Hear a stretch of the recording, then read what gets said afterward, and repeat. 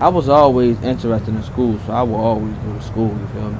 But at the same time, I be out there like selling drugs, getting high all day, fighting, shooting at people, getting shot at. I ended up in DC from April of 2010 to April of 2011.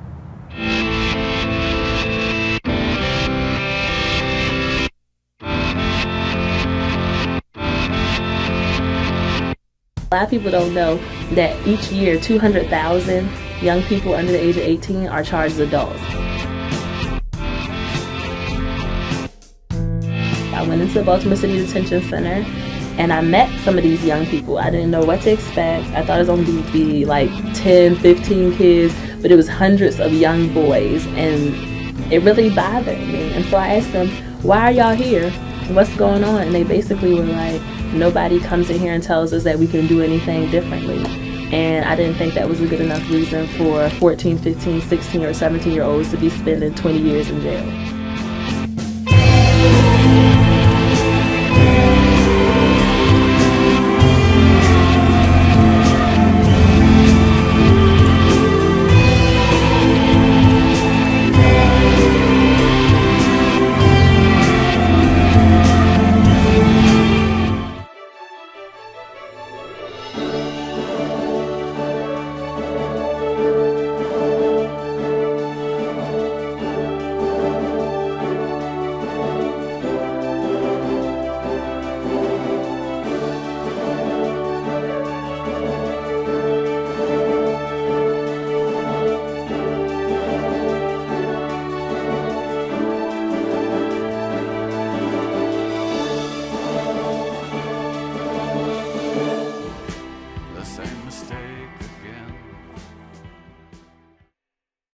Hi, I'm Shirley Thomas and welcome to Strictly Positive. We are on location here in Baltimore and we are at Hand in Hand. We have a phenomenal story in line for you, talking about something that you can be a part of. Let's bring on the founder of Hand in Hand, Miss Turral. Welcome, Jessica. Thank you so much. Well, Hand in Hand, that's an interesting name. Tell us about the organization. So Hand in Hand, I founded in September 2009. We partner with young men who were charged as adults while under the age of 18. So we work with them while they're being detained in the detention center, and we also work with them when they get home. So it's all about partnering with the young people, not serving them, and that's why we called it Hand in Hand, because it's our hand with the resources and opportunities in their hand, making them responsible to carry through to get to reach their goals. But we're partners, never serving, never really helping, but partnering with the young people. And so once they get home, we place them in school, place them in jobs, and really help them on their journey to a different type of lifestyle. So you're working with juveniles who are in transition of some type of difficulty, arrest or something, and you work hand in hand with them to transition them to a new stage in life? Mm-hmm. So we work with them while they're detained and once they come home. So just really putting these ideas in their heads that they can do different things when they get home. Wow. Well, what is your testimony? I mean, why Hand in Hand, and why juveniles, and why Afro-American young black men? Well, I love young people. I've always loved young people. I've always been a mentor since I was about 14, 15. I always like to work with young people and kind of see them grow, because I think that's very exciting. But I would say young males, probably because I have two little brothers who I think inspired me to make sure that all young people have the same opportunities that they have. And so when I went to the prison, I guess when I was working in the mayor's office, Baltimore City mayor's office, and they asked me to research this population. They were like, what's going on with all these young people charged as adults? And before I was in the mayor's office, I never even knew that in Baltimore City we had youth charged as adults. I knew it's something that existed, but I didn't know that there were hundreds of youth, males and females, awaiting trial, and I didn't understand how young they were. I didn't think they were 14 or 15. And so it really bothered me when I went to the prison and I saw all these young people in a horrible horrible facility. It's disgusting there. It's dirty. It's old. They don't have the facilities necessary, I think, for anyone to be staying, especially if you're sick or if you're young, you're going through hormonal changes. And so I talked to these young people. I said, what's going on? Why are y'all here? Like, I don't want to be here tomorrow. Like, what is it with you all that you keep coming back? Because they had been there 2 times, 3 times, and they told me that nobody wanted to work with them. So in your talking with them, did you find them receptive in wanting to share with you what their problems were? Yeah, I mean, because they can tell when someone comes in to kind of partner with them. So it's not this whole idea of, I'm better than you, you need my help, you need my service. It's more this idea like, I'm interested in how I can partner with you. And so before I even started Hand in Hand, before I even had the idea, I wanted to know what the youth felt like they needed. I didn't want to come in and say, I think you need this, because I don't understand their experience. And so I spoke with them and told them I had an idea, but I really just wanted to know what it is that they believe that they needed. And they said they needed people to come in and speak to them while they were in the detention center and once they got home, because it's kind of like everybody forgot about them.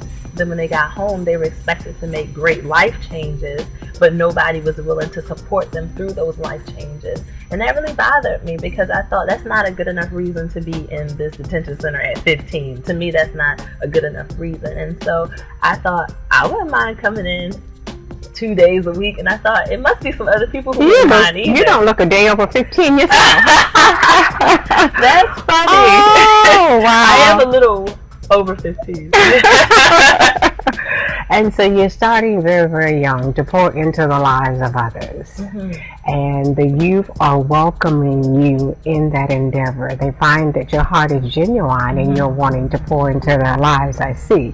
So in starting this program, talk about some of the activities that you're doing. Oh, we do a lot. So I have a background in mental health and psychology, and I'm all about behavior modification and how we can make change through our psychological beings. And so I know that it's very important to include mental health. So that's intense counseling. So it's not just one time, once a month. It's giving these young people group therapy and individual therapy on a regular basis so that you can make the change needed. It is a lot more difficult than people would assume. A lot of people think, how hard is it to stop selling drugs? But if every male in your household, and some of the females have sold drugs, if that's what you attribute to being an adult or to being a man, and then to come in and tell them something completely different when no one has ever told them that, it's going to cause some kind of battle inside of your head, and to get prepared to lose all of your friends, to get prepared to have the disapproval of your family sometimes, because if you're the breadwinner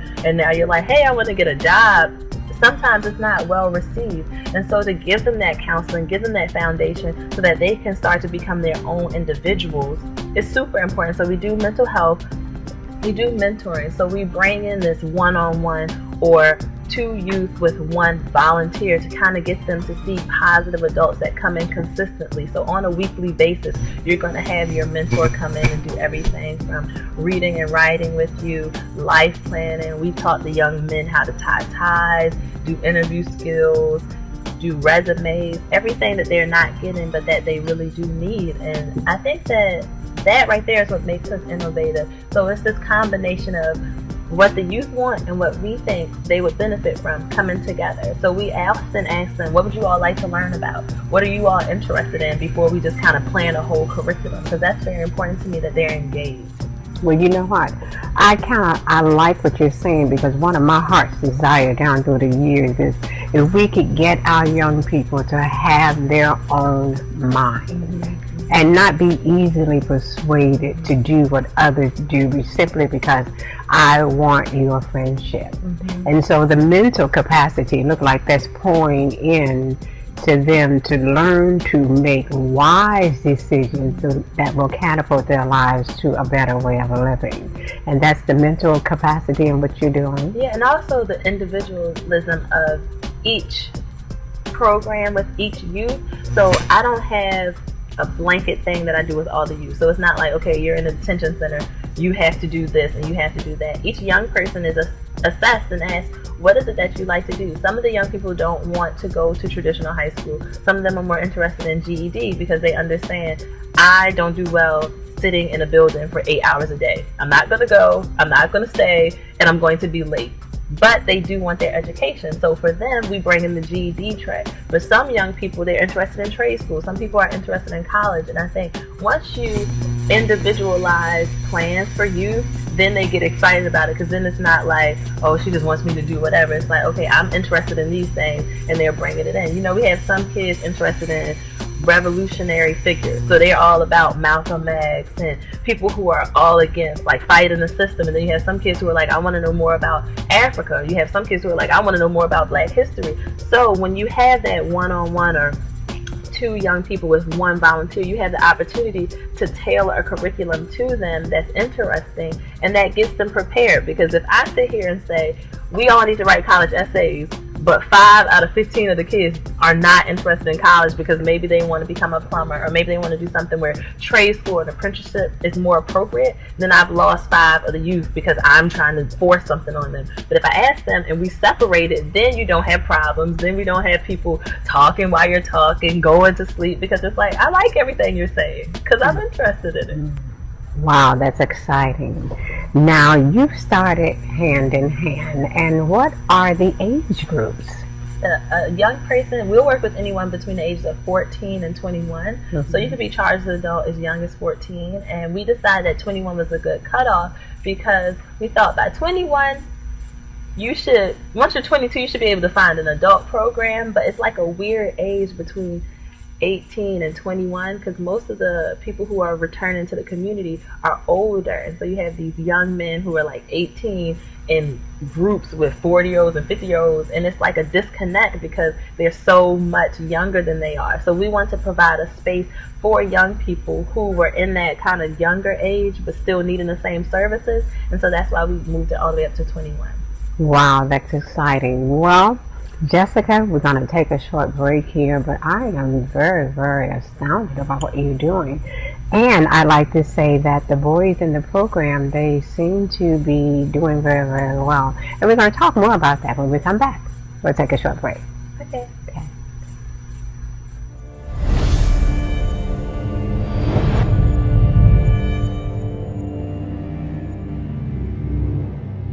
Corruption comes within government because they want youth to do right, but they're not giving them the proper tools. It's about fear. Never before in my life have I seen a time that because of gangs and other issues of violence, people are more scared of young people. Putting more kids in the adult system is ironically, the only strategy that is actually proven not to work. That seems to be the direction Maryland's heading. So you need to have advocates that say, hey, these kids don't need to be charged as adults, but they need this kind of structure instead of a prison. Or they don't need to be sent in placement 2,000 miles away from home, getting angrier and angrier and angrier. They need to be here, but maybe in a transitional home instead of their own house. I've been in courtrooms for my students, and victims came in and said, I don't want you to throw another young Black man away. Yes, he made a mistake, but it wasn't worth his life. And so to have someone say that who was actually the one that was robbed, or who was actually the one who might have gotten beat up, means a lot to a judge, because it's like, hey, even they don't agree with this. So if the advocates don't agree, the students don't agree, the victims don't agree, then why are we doing this to these kids?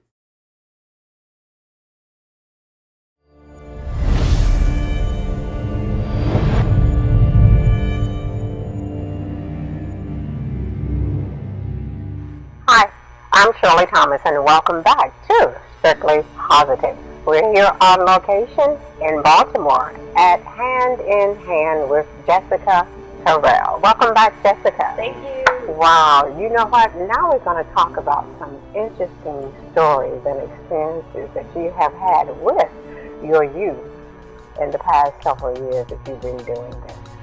Okay, I usually like to start with one story from the detention center and then a story from the youth who are in the community. So I guess it had been like a year after I had started Hand in Hand, and we met this young man who could not read. He was about 17 years old, and I would ask him, I would say, okay, you need to do your journal topic.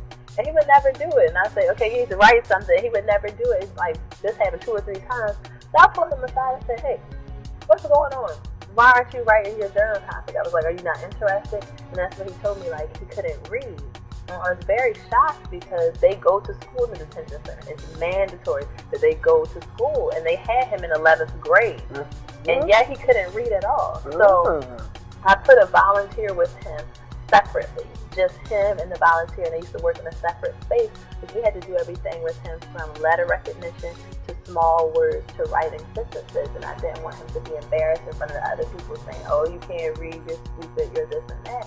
And so after he had been in school, I guess for 11 years, he was in 11th grade, after about a month and a half, he wrote his first sentence. So that was just very exciting to see, like, because we took the time to realize that it wasn't a behavior issue, like he wasn't being rude, he wasn't being disrespectful, he just couldn't read, and he was embarrassed to tell people, you know, I'm 17, I can't read. But after a month and a half working with him, he can write now, he can read, he can recognize words. It was very exciting to know that, you know, when you partner with the young people, they can open up to you and you can really help change their lives. Because I told him, like, you might really need to know how to read once you go out and get a job and things like that. And I guess another... Well, let me say something here, Trina, because that's a beautiful story. I have this cliche that I say all the time, that you did not know how to scramble an egg until someone taught you. Well, that's true. You know, and I love it when we run into incidences where we don't make people feel small just because they don't know how to do something, you know, or they're strong in this area but lacking over here. When you think about we run into people all the time who build us up, you know, and so you lift him up, and I know he'll never forget that.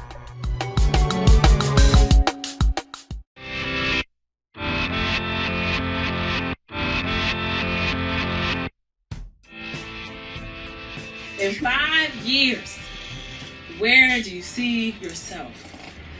In 5 years, I see myself being a computer technologist, following my dreams, being a computer technologist, knowing that that's going to be the best career out there, that's always going to be out there, no matter what. Derek, what about you? I want to see myself with a high level of education that I have right now.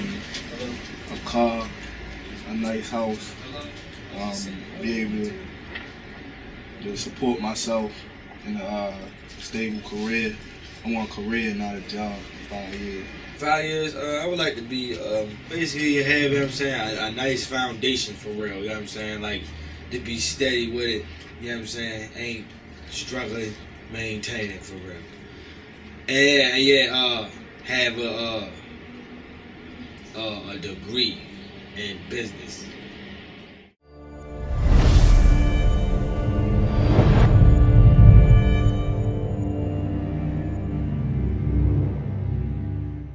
Hi, I'm Shirley Thomas, and welcome back to Strictly Positive. We are here on location with Jessica Turral here at Hand in Hand. So welcome back, Jessica. Thank you. I have a couple more questions for you. First of all, I'd like to ask you, what advice would you give our young men? Ooh, what advice? I mean, I guess I would tell any young person to not be afraid to find someone to kind of mentor them and to not be ashamed to share with others. I think when you hold a lot of stuff in, it causes you to behave a certain way because you're stressed out or you're overwhelmed. And so I'm always telling my young men, share the load with other people. If you have a positive person who's willing to work with you and listen to you, don't be so afraid to say, oh, I don't want to burden them. And so I have to always tell my young people, look, we invited you in the program. Tell me what's going on. Don't hide from me and don't hold it because you're too young and you're overwhelming yourself and it's affecting other things. So I could tell young people, find that one person. I know it might be hard sometimes, but there's at least one person that will support you. I mean, I love young people, so they can always come to me and I will support them. If it's a positive thing, if it's not, I'm going to have to tell them the truth. But if it's positive, I'm right there to support them. All right. And what do you hope is going to be the outcome of your work, Jessica? I hope that one day hand-to-hand will not be necessary because we as a society will stop charging our youth as adults and place them in the juvenile detention that they belong in, because that's what I should mention earlier is that when you're charged as an adult, the state is not mandated to give you the services that you would receive in juvenile detention, which would be things like mentoring, case management, life planning, mental health services. So you have young people who should be receiving these services, but because they're an adult population, they're not. So it's not mandated. And so you have kids getting, I guess, more depressed, less sleep, and they should get the services, but they don't because you have them in an adult prison that's not equipped to handle them. You have COs or correctional officers who don't have any training to work with youth, who don't know how to work with young people, who are used to working with adults, yelling, doing whatever they're doing, not really building up the young people, where in the other facilities, there are people who are trained. And then ultimately, to have the young people come back and work for hand-to-hand would be like an awesome goal, to have like some of my students eventually become the executive director when I retire, to be on my board, to really be a part of it so that we can switch from working in the jails to doing more preventative work. So I've always wanted to have mentoring programs with the middle school kids, but to take youth who were charged as adults and talk to these kids who are almost about to be charged as adults, I think is super powerful. So to have that opportunity to no longer need to go into prison because it doesn't exist, so that we can do more preventative work, would be awesome. That's my desire. How do we get to where when the decision to do something wacky or crazy attacks your mindset, you have enough deposit up here to say, no, I'm not going to do that. And that's preventive. Right. I would love to see that also, helping our youth make the right kind of decisions. We live and we die by the choices we make. Oh, right. How did you get to the point of where you are now, Jessica? In all that you're doing. I mean, just to pick up the ball and started rolling, and now it's picking up momentum. I guess it's just like when I got personal stories. So that is why I try to get my youth out there to speak about their stories, because when you hear youth charged as adult, you think probably murderer, rapist, something tragic, something crazy, you think monster, but you forget that these young people don't all have those charges and that they are individuals. Not that I'm saying it's okay to rob people or to assault people, but there's a story behind every charge. So you go in and you meet young people who say, we sell drugs in my family, that's what we do. Like it's no option. My grandfather did it, he was in jail, my father did it, my uncle did it, every man in my house did it, my mother encouraged me to do it. So it wasn't like I woke up one day and decided, hey, I want to sell drugs. It's just something that was a part of my family. Or you have a young person tell you, I saw my father shot in front of me and I never went to counseling.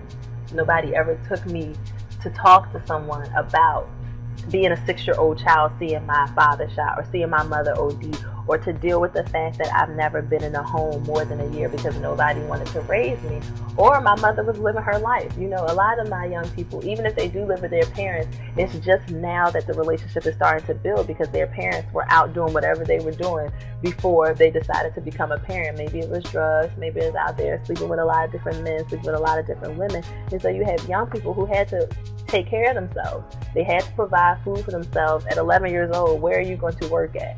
And you don't want to go and report it because you don't want to get taken out of your house because you have younger siblings that you feel responsible for.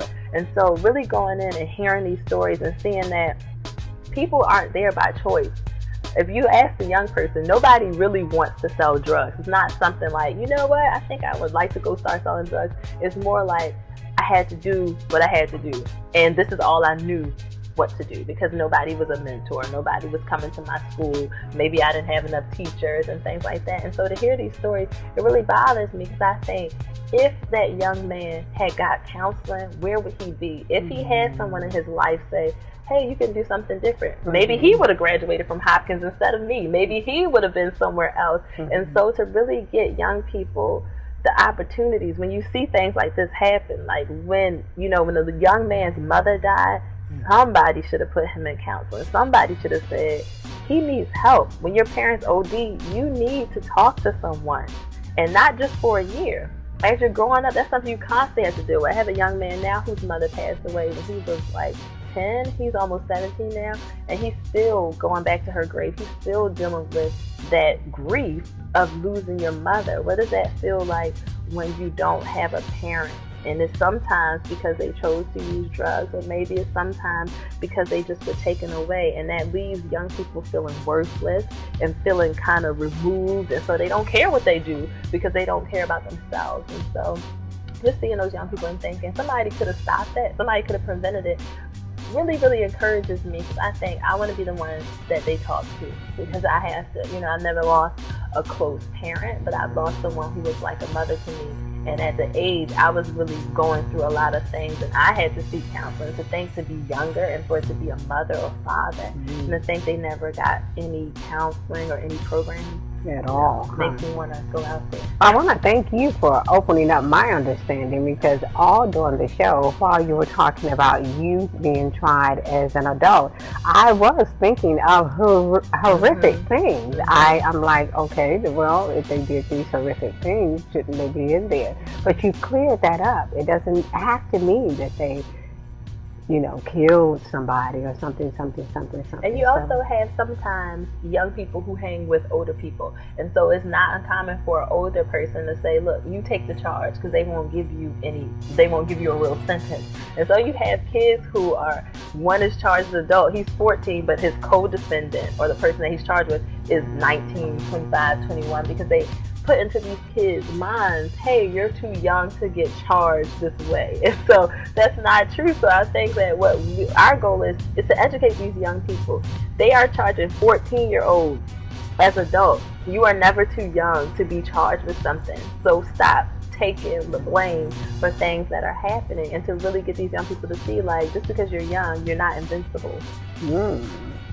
Thank you so much for opening up our understanding. In addition to, name your website, how people can reach you, an email address, and how can they support. Sure. So we have a phone number, which is 410-889-5072. And take a look at the camera and say it again. Okay. So we have a phone number, 410-889-5072. Say it again. One more time. Okay. So our phone number is 410-889-5072. Our address is 2505 North Charles Street. And if someone wants to call, they can just ask for myself, Jessica, or they can ask to speak to someone about Hand in Hand Baltimore. We also have a website, which is www.handinhand, so